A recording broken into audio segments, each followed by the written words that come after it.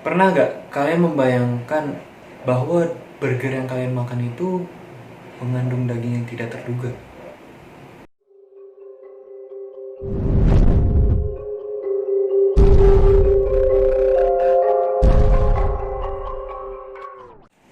What's up guys, welcome to my channel Planet Art. Nah, kali ini gue akan membawakan kepada kalian cerita yang terjadi di Baltimore, Amerika Serikat. Tepatnya pada tahun 1996, di mana seorang psikopat telah ditangkap. Kisah ini berawal dari seseorang bernama Joe Roy Metheny. Pada saat masih kecil, dia sudah kehilangan sosok ayahnya yang mengalami kecelakaan mobil sehingga menyebabkan ayahnya Joe meninggal dunia. So, ibunya Zoe menghidupi dia beserta 5 saudaranya sebagai single parent. Walaupun demikian, ibu Zoe mengaku bahwa dia sanggup menghidupi keluarganya dengan baik. Tetapi, Zoe mengaku bahwa dia menjalani hidup kecilnya itu sangat keras dan berat. Pada tahun 1973 guys, Joe bergabung dengan Angkatan Darat Amerika Serikat yang ditugaskan di Vietnam. Tetapi hal ini tidak berlangsung dengan lama dikarenakan pada tahun 1975, Joe diberhentikan dengan hormat. Hal ini membuat kehidupan Joe menjadi hancur berantakan, di mana dia menjadi kecanduan narkoba dan alkohol. Dia pun rela melakukan pekerjaan apapun demi mendapatkan uang. Singkat cerita, Joe menemukan seorang wanita yang ternyata juga kecanduan alkohol dan narkoba. Karena merasa senasib, mereka akhirnya berhubungan dan memiliki anak. Dengan kehadirannya anak ini, kehidupan Joe sudah mulai terarah. Dia pun menjadi seorang sopir truk. Kehidupannya dia berjalan dengan normal sampai pada saat anaknya menginjak usia 6 tahun guys. Pada bulan Juli tahun 1994, di saat Joe sudah selesai melakukan tugasnya sebagai sopir truk di mana dia diharuskan pulang malam. Sesampainya di rumah, didapetinya rumahnya dalam keadaan kosong. Setelah dia cek, ternyata istri dan anaknya kabur dari rumah. Kemudian mulailah pencarian yang dilakukan oleh Joe selama 6 bulan, sampai akhirnya mendapat kabar kalau istrinya sudah menjadi seorang PSK dan menjalani kehidupan dengan pacar barunya yang ternyata pecandu alkohol dan narkoba juga. Sehingga menyebabkan anak mereka terlantar yang akhirnya dijemput oleh panti dinas sosial. Mengetahui hal ini membuat Joe sangat marah sehingga dia datang ke kolong jembatan Baltimore di mana didapat kabar bahwa istri dan pacar barunya sering berkunjung ke sana. Tetapi sesampainya di sana, dia tidak menemukan istri dan pacarnya. Yang dia temukan adalah 2 orang tunawisma yang berada di tempat tersebut. Sewaktu dia menanyakan perihal istrinya, terjadi pertengkaran antara Joe dengan kedua tunawisma itu. Nah, di saat inilah pertama kali debut dari serial killer Joe Metheny. Saat itu Joe membunuh dan mencincang kedua tunawisma itu dengan menggunakan kapak. Belum puas dengan kejadian ini, Joe pun terus mencari keberadaan istri. Kemudian Joe melanjutkan pencariannya dengan menyewa seorang PSK. Pada saat itu, Joe bertanya tentang keberadaan istrinya yang mungkin saja PSK tersebut mengenalnya. Tetapi yang didapat justru sebaliknya, bahwa PSK tersebut tidak mengenal istri Joe. Hal ini membuat Joe marah dikarenakan dia seperti merasa punya dendam dengan seorang PSK, pencandu narkoba, alkoholik, dan tunawisma. Sehingga saat itu Joe memperkosa dan membunuh PSK tersebut. Tidak cukup sampai di sini, Joe kembali memesan PSK untuk bertanya perihal keberadaan istrinya. Dan kembali PSK yang tidak tahu apa-apa itu diperkosa dan kemudian dibunuh oleh Joe. Nah, saat pembunuhan keempatnya ini sedang berlangsung, ternyata kejadian tersebut dilihat oleh seorang bapak tua yang sedang memancing di sekitar jembatan Baltimore itu. Tentu saja hal ini membuat Joe ingin membersihkan jejak pembunuhannya dengan kembali membunuh bapak tua itu, sehingga menurut pengakuan Joe, bahwa malam itu merupakan malam terlelah yang ia rasakan dikarenakan dia membunuh 5 orang yang hanya memakan waktu 7 jam saja. Kemudian Joe melakukan pembersihan TKP dengan menenggelamkan 3 mayat yang 2 dari PSK dan 1 bapak tua yang naas tersebut. Tetapi untuk 2 mayat tunawisma yang dia bunuh, dia tinggalkan begitu saja di bawah jembatan. Mungkin dia berpikir bahwa seorang tunawisma pasti tidak ada keluarga yang ingin mencarinya, jadi dia tinggalkan saja di bawah jembatan. Tetapi 2 minggu kemudian, Joe ditangkap oleh polisi dengan tuduhan pembunuhan 2 tunawisma tersebut dan dipenjara selama 18 bulan. Yang pada akhirnya, dia dibebaskan dikarenakan kurangnya bukti yang kuat untuk menjerat Joe Metheny. Setelah bebas dari penjara nih guys, terjadi perubahan motif dari Joe Metheny, di mana awalnya dia membunuh karena amarahnya terhadap sang istri, menjadi pembunuh yang memiliki hasrat di saat menguasai sang korban. Kisah dia berikutnya diawali dengan melamar pekerjaan di sebuah perusahaan bernama Pilot Stand Son, dan kemudian Joe meminta izin kepada bosnya untuk tinggal di trailer yang berada di dekat kawasan perusahaan tersebut.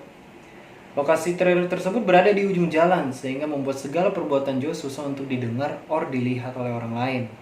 So, ini adalah lokasi yang sempurna. Setelah mendapatkan posisi tinggal yang disukai, Joe kembali memesan PSK dan seperti biasa, setelah selesai memperkosa PSK tersebut, Joe membunuh PSK itu. Yang membedakan pembunuhan yang pertama dengan pembunuhan kali ini adalah setelah selesai membunuh korban, Joe memotong daging korban tersebut, kemudian ditaruh di dalam Tupperware dan disimpan di dalam freezer. Lalu guys, bagian-bagian tubuh yang tidak terpakai, dia kuburkan di hutan yang letaknya di dekat perusahaan. Sebagai seorang pekerja, Joe bekerja setiap hari Senin sampai dengan Jumat. Setelah itu, di akhir pekan, Joe menjual hamburger dan sandwich di sebuah kios kecil yang berada dekat dengan tempat di mana banyak sopir-sopir truk dan pengemudi lainnya. Menurut pengakuan Joe, dia sudah melakukan pembunuhan sekitar 10 kali dan korban-korbannya dijadikan daging hamburger and sandwich. Kebanyakan dari korbannya adalah PSK atau homeless yang kecanduan alkohol dan narkoba yang tentu saja dipancing dengan iming-iming untuk party narkoba with alkohol di trailer milik Joe yang kemudian mereka disiksa oleh Joe sebelum dibunuh. Hal ini diakui oleh Joe bahwa dia mendapatkan kenikmatan saat sedang menyiksa dan membunuh korbannya, sehingga hal ini membuat dia sangat ketagihan dan terus mengulanginya. Di samping itu, dia juga mendapatkan ekstra income dari daging hasil pembunuhannya yang dia jual dengan campuran daging babi untuk membuat hamburger and sandwich. Yang menurut Joe, ada kesamaan tekstur dan rasa yang dimiliki oleh daging manusia dan daging babi, sehingga tidak akan pernah ada yang curiga terhadap hamburger and sandwich yang dia jual. Dan hamburger and sandwich Joe ini sangat disukai oleh para pembelinya, yang kebanyakan dari mereka adalah sopir-sopir truk yang berasal dari luar daerah, dikarenakan memang kios tempat Joe menjual hamburger and sandwichnya terletak di kawasan lintas para driver truk. Banyak dari mereka yang menyukai hamburger and sandwich dagangan kios Joe ini, sehingga membuat Tupperware stok daging Joe mulai menipis, sehingga Joe harus kembali memburu daging manusia untuk dijadikan pembuat hamburger and sandwichnya. Akhirnya guys, di tahun 1996, Joe kembali memesan seorang PSK yang bernama Rita Kempler. Kemudian, seperti biasa, Joe mulai melakukan kekerasan terhadap Rita Kempler. Menurut pengakuan Joe pada saat mereka ulang kejadian di kantor polisi, bahwa dia sangat menikmati teriakan-teriakan kesakitan dari Rita Kempler, sehingga membuat dia sangat bernafsu untuk terus menyiksa Rita. Yang sampai pada akhirnya Joe melakukan kesalahan dengan berbalik badan setelah menyerang kepala Rita. Joe beranggapan bahwa Rita pingsan setelah dipukul kepalanya, tapi ternyata Rita berhasil lari keluar dari trailernya. Pada awalnya Joe berpikir, shit, she got away. Tapi dia dengan santai mengejar Rita dikarenakan kawasan tersebut dikelilingi pagar dengan kawat berduri setinggi 8 kaki. So, dia berpikir kalau Rita tidak mungkin bisa lolos. Tapi, untungnya Rita bahwa terdapat palet-palet yang tersusun di sekitar pagar kawat tersebut, sehingga Rita berhasil keluar dari kawasan tersebut dan terus melarikan diri ke jalan raya, sehingga ditemukan oleh seorang sopir truk. Yang kemudian setelah Rita menceritakan kejadiannya, sopir truk itu membawa dia ke pom bensin terdekat, yang kemudian dilanjutkan dengan menghubungi polisi. Dengan kejadiannya kaburnya Rita, Joe mengetahui bahwa ini merupakan akhir dari perjalanannya sebagai serial killer.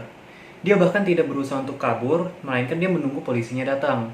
Dia merapikan barang-barang Rita dan keluar dari trailernya untuk menunggu polisi datang menjemputnya.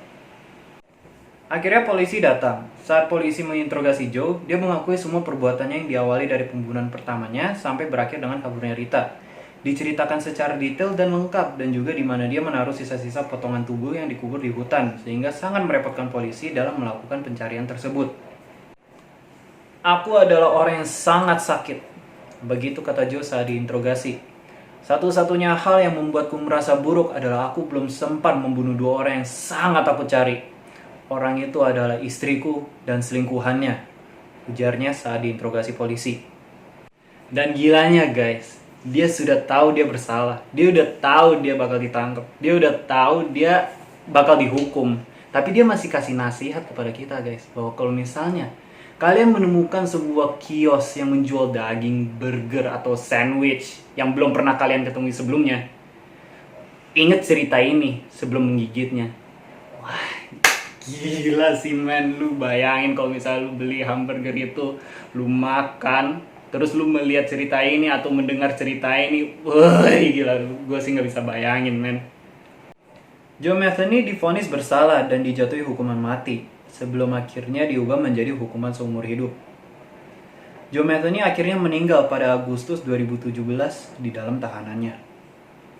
Pesan moral untuk cerita kali ini kita ambil dari kutipan Joe Metheny, yaitu kalau misalnya kalian menemukan sebuah kios yang menjual daging, burger, atau sandwich yang sebelumnya kalian belum pernah melihat dia menjual di tempat itu, ingatlah peristiwa ini sebelum kalian memutuskan untuk membelinya. Because you never know campuran apa yang ada di dalam daging itu.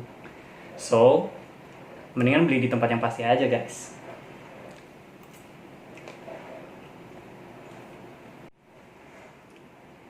Oke guys, thank you sudah mendengarkan cerita kali ini. Tolong tulis pengalaman dan saran kalian di kolom komentar. Jangan lupa klik like, share, dan subscribe sebagai dukungan kalian kepada channel kami. Oke, thank you and see ya. Ciao. Atoms fall apart. Solar flares arrive. Buildings collapse. Only a few will survive.